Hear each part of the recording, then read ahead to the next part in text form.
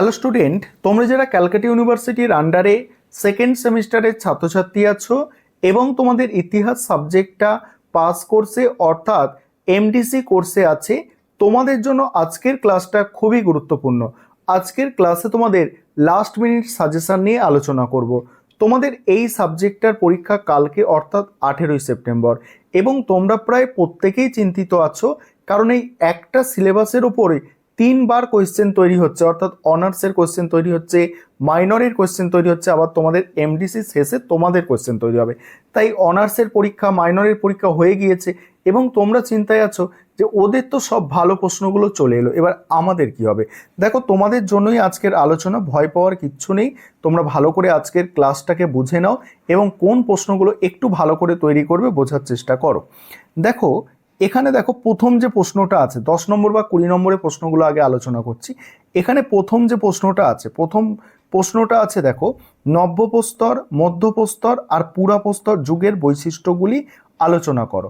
ভালো করে শুনবে, প্রশ্নটা বুঝবে যে এখানে প্রশ্নটা আছে যে মধ্যপ্রস্তর যুগ, নব্যপ্রস্তর যুগ আর পুরাপ্রস্তর যুগের প্রধান বৈশিষ্ট্যগুলি আলোচনা করো। এখানে এই যে পুরাপ্রস্তর যুগ, এই পুরাপ্রস্তর যুগটা তোমাদের কিন্তু চলে এসেছে, এই পুরাপ্রস্তর যুগ মাইনরে চলে এসেছে। তবে চলে এসেছে বলে আর এই প্রশ্নটা আসবে না তেমন কিন্তু কোনো কথা নেই, ঠিক আছে? যে প্রশ্ন রিপিট হবে না তেমন কোনো কথা নেই, না, প্রশ্ন রিপিট হতে পারে। তবে এখানে যদি বলো তোমরা কোনটা সব থেকে গুরুত্বপূর্ণ, এই নব্যপ্রস্তর যুগটা হচ্ছে সব থেকে গুরুত্বপূর্ণ।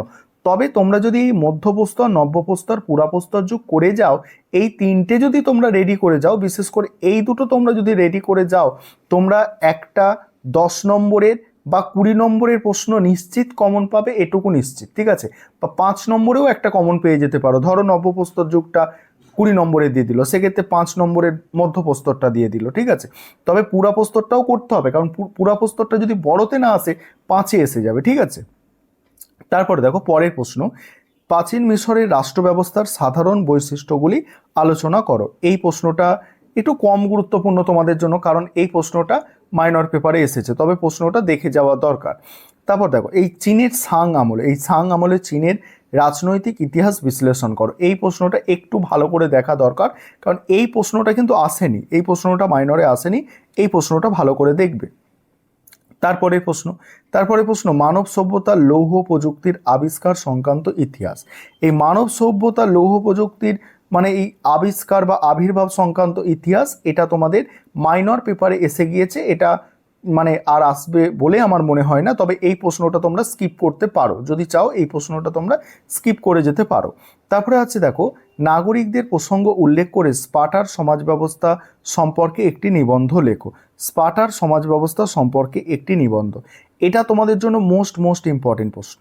এটা খুব খুব ভালো করে দেখতে হবে। কি বলছি, এই যে মানে নাগরিক প্রসঙ্গ উল্লেখ করে স্পার্টার সমাজ ব্যবস্থা সম্পর্কে একটি নিবন্ধ, খুব গুরুত্বপূর্ণ প্রশ্ন। তারপরে প্রাচীন গ্রিসের একজন নাট্যকার হিসাবে অ্যারিস্টোফানিস, ঠিক আছে? প্রাচীন গ্রিসের একজন নাট্যকার হিসাবে অ্যারিস্টোফানিস, এটাও খুব গুরুত্বপূর্ণ প্রশ্ন। এই একদম ভালো করে তোমাদের দেখতে হবে, এটা আসার খুব চান্স আছে। তারপর দেখো, প্রাচীন রোমের দাস ব্যবস্থার ওপর টিকা। প্রাচীন রোমের দাস ব্যবস্থা, এটা এসেছে মাইনর পেপারে এসেছে, তবে এটা 5 নম্বরের জন্য তোমরা দেখতে পারো, এটা মাইনর পেপারে এই প্রশ্নটা এসেছে।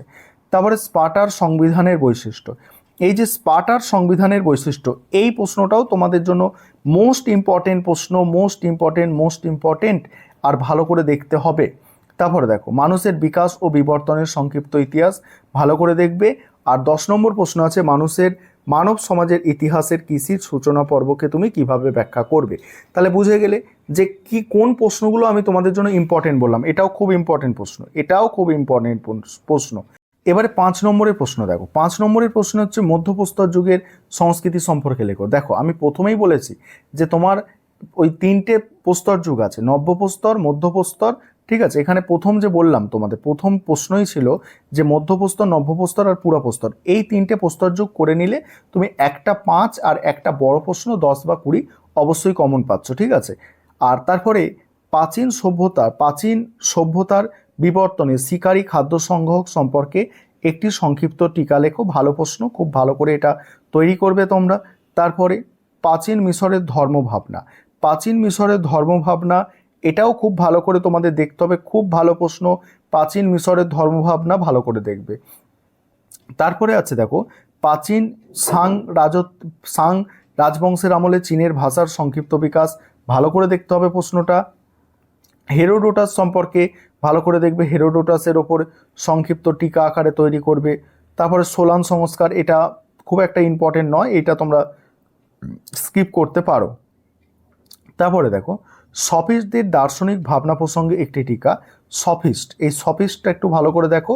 প্রাচীন রোমের রাষ্ট্রের প্রকৃতি, প্রাচীন রোমের রাষ্ট্রের প্রকৃতি ভালো করে দেখবে। প্রাচীন রোমের রাষ্ট্রের প্রকৃতি, প্রাচীন রোমের ধর্ম ভালো করে দেখতে হবে, প্রাচীন রোমের ধর্ম। তারপর প্রাচীন মিশরের স্থাপত্য ভালো করে দেখতে হবে।